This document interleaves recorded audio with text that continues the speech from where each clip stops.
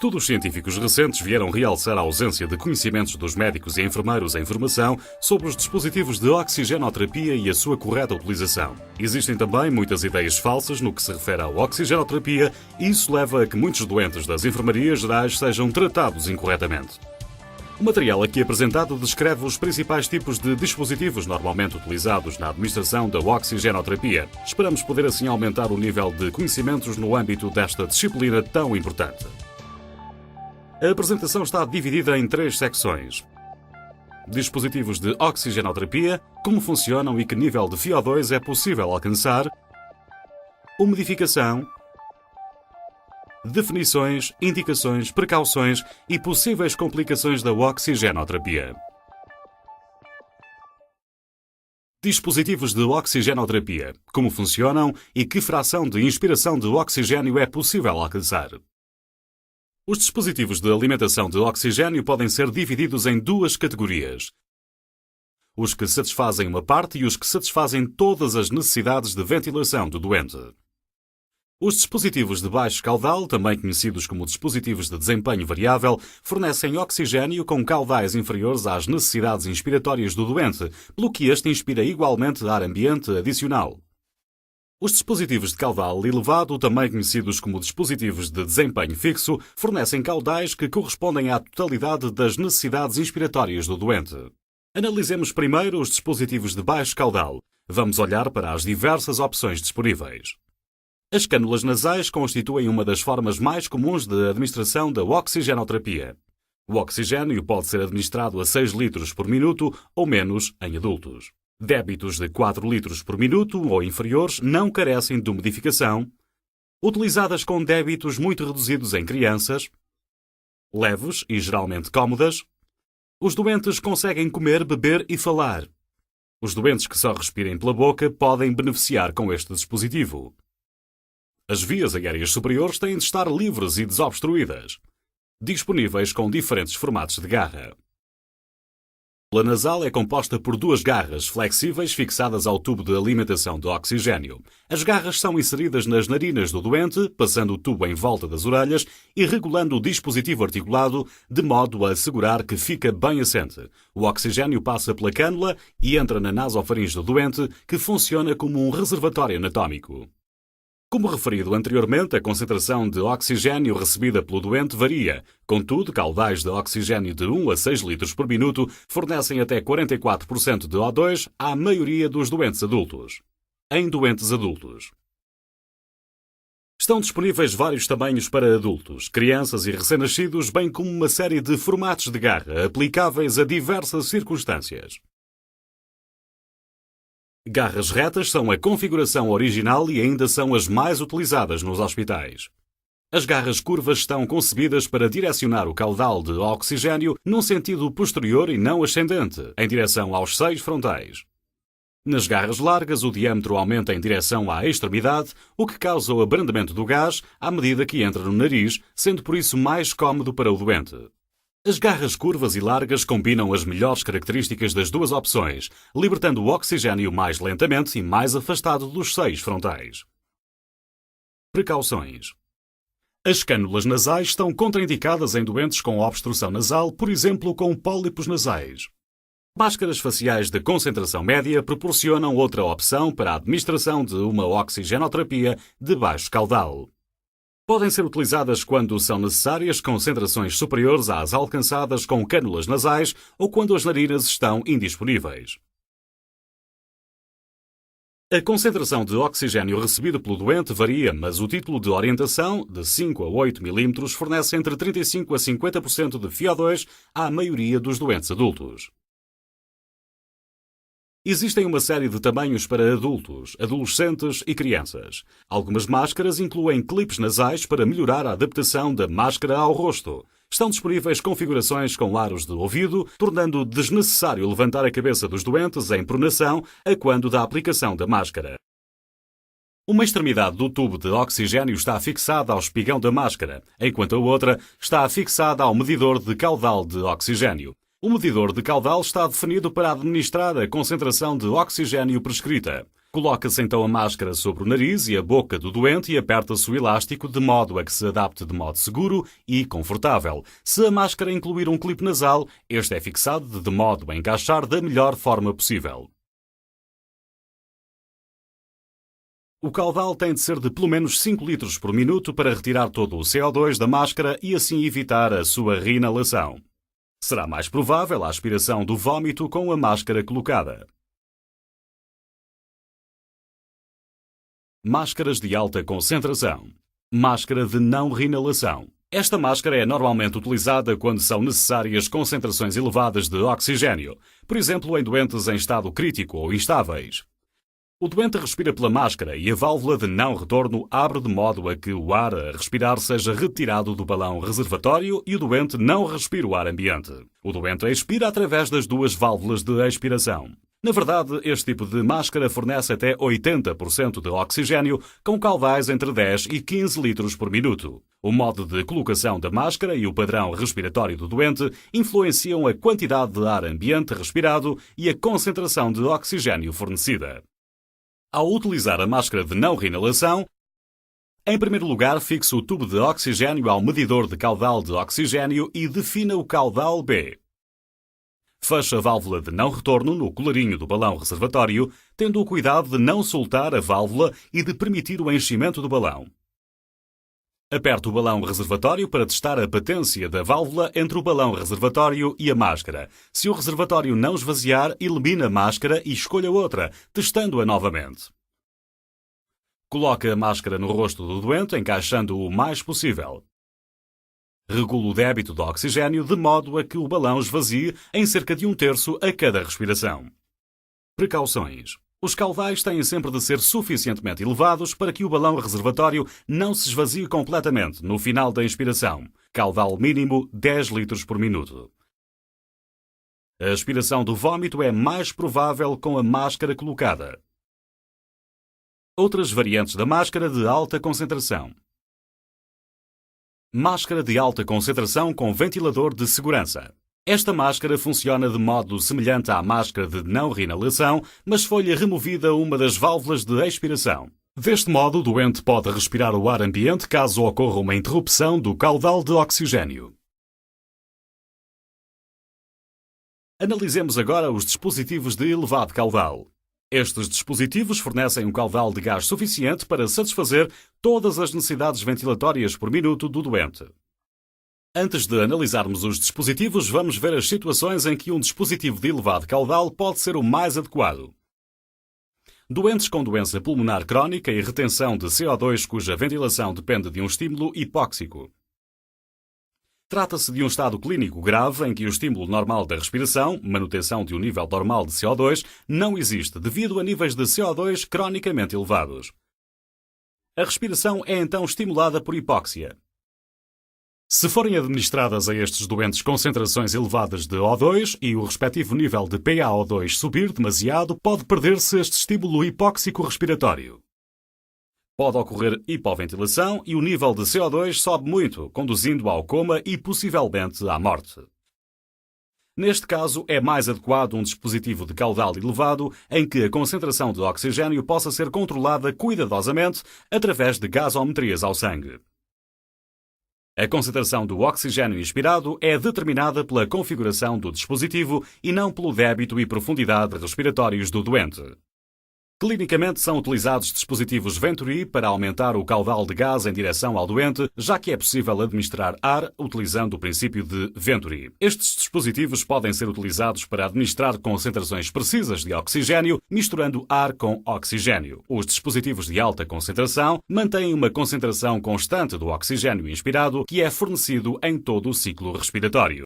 Utilizadas máscaras que forneçam apenas uma só concentração conhecida de oxigênio, por exemplo, 24%.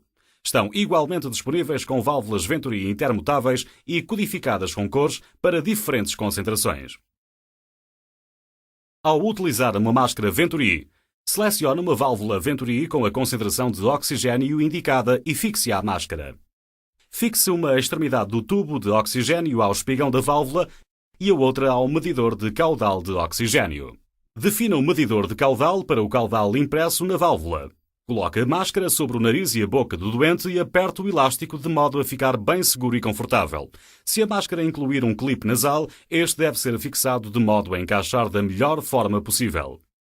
Atenção!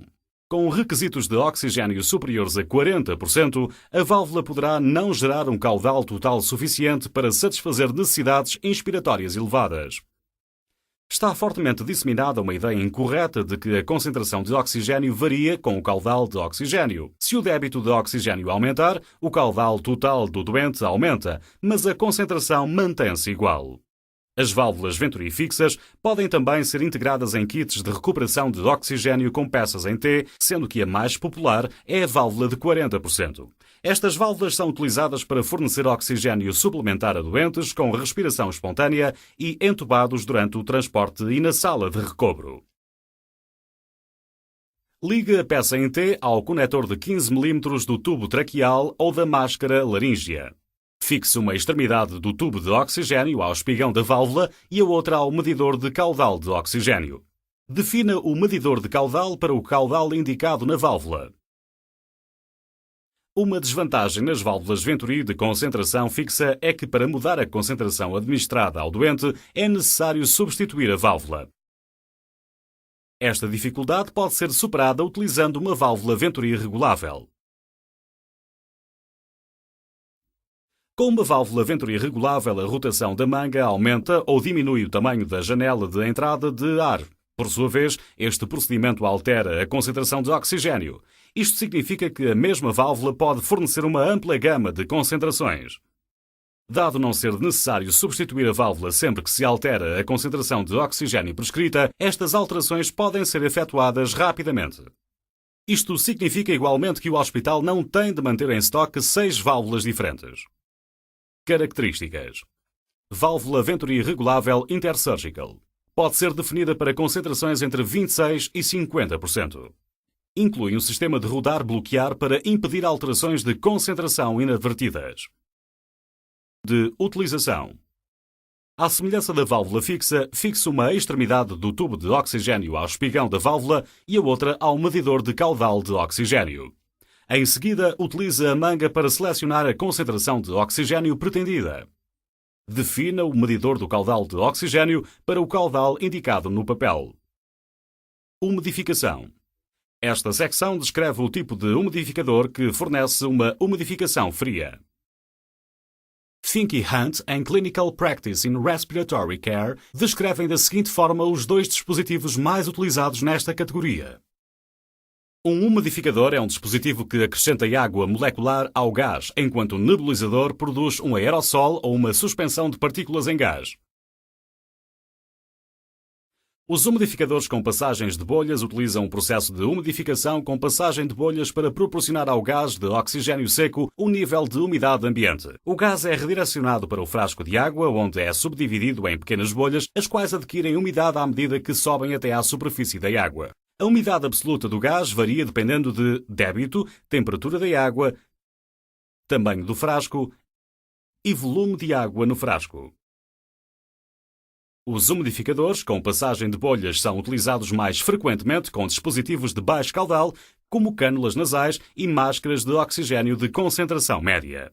Alguns modelos incluem uma válvula de redução da pressão concebida para impedir a acumulação de sobrepressão no frasco caso o tubo de oxigênio fique obstruído. A operação da válvula de redução da pressão pode igualmente ativar um aviso acústico que chama a atenção do utilizador para o problema. A cabeça do umidificador com passagem de bolhas pode igualmente incluir uma rosca universal, permitindo a utilização de um frasco que possa ser novamente enchido com água esterilizada ou então a utilização de frascos previamente enchidos com água esterilizada. O medidor de caudal deve ser fixado a um sistema adequado de abastecimento de oxigênio.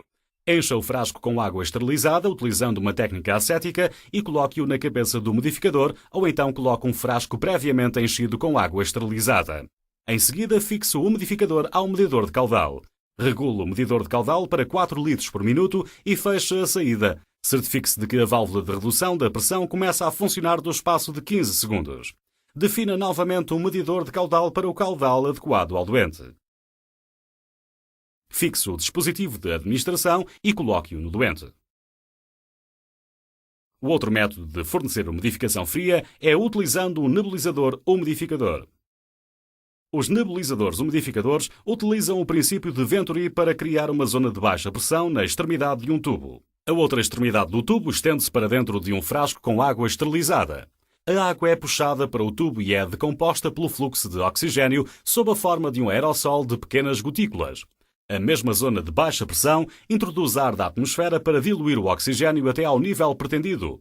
A mistura de ar-oxigênio, que contém as gotículas de água, passa então para o doente. Os nebulizadores umidificadores conseguem administrar entre 24 e 50 mg H20 por litro de gás, consoante a definição do caudal. Os nebulizadores umidificadores são mais frequentemente utilizados com dispositivos como máscara de aerossóis e traqueoscomia. É importante que o funcionamento destes dispositivos seja o mais silencioso possível, de modo a garantir um ambiente cómodo para o doente. Devem estar igualmente em conformidade com as normas internacionais, garantindo assim uma administração precisa das concentrações de oxigênio. Alguns dispositivos estão equipados com um controlo à prova de violação, de modo a impedir alterações inadvertidas às concentrações de oxigênio. À semelhança dos umidificadores com passagem de bolhas, a cabeça de nebulizador umidificador pode incluir igualmente uma rosca universal, permitindo a utilização de um frasco que possa ser novamente enchido com água esterilizada ou então a utilização de frascos previamente enchidos com água esterilizada. O medidor de caudal deve ser fixado a um sistema adequado de abastecimento de oxigênio. Encha o frasco com água esterilizada utilizando uma técnica ascética e coloque-o na cabeça do umidificador ou coloque um frasco previamente enchido com água esterilizada. Em seguida, fixe o nebulizador umidificador ao medidor de caudal. Fixe um flex tube de 22 mm à saída do nebulizador umidificador. Posicione o tubo de modo a que a secção inferior fique abaixo do nível do doente, impedindo assim que a água condensada possa entrar no doente. Coloque a máscara. Regule a concentração de oxigênio para o nível pretendido. Defina o medidor de caudal para que seja proporcionado ao doente o caudal total necessário. O Intersurgical Aqua Mist simplifica este processo indicando o caudal adequado por cima de cada definição de oxigênio. Coloque o dispositivo no doente. Atenção! Estes dispositivos não devem ser utilizados em circuitos de ventilação, já que a porta de entrada de ar introduzirá uma fuga no sistema. Estes dispositivos só devem ser enchidos com líquidos esterilizados, os quais devem ser substituídos todos os dias. Qualquer eventual líquido residual deve ser drenado do frasco e eliminado antes de proceder ao seu reenchimento. É importante que a secção inferior do flex tube esteja abaixo do nível do doente e que seja regularmente drenada qualquer água condensada, de modo a impedir que esta entre no doente ou que obstrua o flex tube. Poderá ser útil nesta altura destacar alguns tópicos importantes relacionados com a oxigenoterapia. Todos os doentes em estado crítico necessitam de oxigênio. A cianose central é causada por doença cardíaca ou pulmonar. A cianose periférica resulta de uma circulação periférica lenta, como é o caso da hipovolémia, o choque cardiogénico, um ambiente frio e a obstrução arterial ou venosa. A hipoventilação e perturbações que afetam a relação ventilação-perfusão são as causas agudas mais frequentes da cianose observadas em emergências agudas. Concentrações elevadas de oxigênio inspirado não reduzem a ventilação em doentes com insuficiência respiratória aguda. A oxigenoterapia tem de ser prescrita. A oxigenoterapia tem de ser monitorizada. Os doentes não morrem exclusivamente devido a um nível mais elevado de dióxido de carbono, mas sim de hipoxémia. Os oxímetros de pulso medem a oxigenação e não a ventilação. Definições, indicações, precauções e possíveis complicações da oxigenoterapia. Entre as indicações para a oxigenoterapia incluem-se hipoxémia documentada, definida como uma redução do PaO2 no sangue abaixo do nível normal, um PaO2 inferior a 60 torr ou de SaO2 inferior a 90% em doentes que estejam a respirar o ar ambiente ou com um PaO2 e ou SaO2 inferior ao intervalo indesejável para uma situação clínica específica. Estado clínico agudo em que se suspeita de hipoxémia É necessária a substanciação da hipoxémia dentro de um período de tempo adequado após o início da terapêutica. Traumatismo grave. Infarto agudo do miocárdio. Terapêutica de curto prazo ou intervenção cirúrgica, por exemplo, recobro pós-anestesia.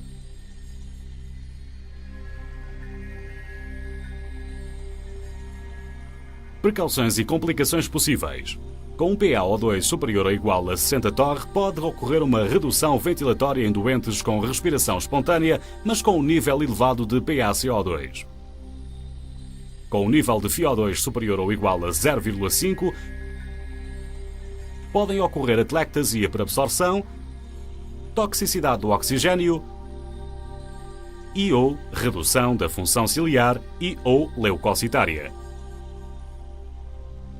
A administração de oxigênio suplementar em doentes com retenção crónica de CO2 poderá dar origem a uma redução do estímulo respiratório. A administração de oxigênio suplementar deve ser levada a cabo com precaução em doentes que sofram de envenenamento por paraquato e em doentes que estejam a receber bleomicina. Durante a broncoscopia a laser, devem ser utilizados níveis mínimos de oxigênio suplementar a fim de evitar a ignição intratraqueal. O perigo de incêndio aumenta com a presença de concentrações aumentadas de oxigênio. A contaminação bacteriana associada a determinados sistemas de nebulização e umidificação constitui um possível perigo. Limitações do procedimento. São apenas limitados os benefícios da oxigenoterapia no tratamento da hipóxia causada por anemia e podem ser limitados em casos de perturbações ventilatórias. A oxigenoterapia não deve ser utilizada como substituição, mas sim como suplemento de ventilação mecânica, nos casos em que esteja indicado o suporte ventilatório.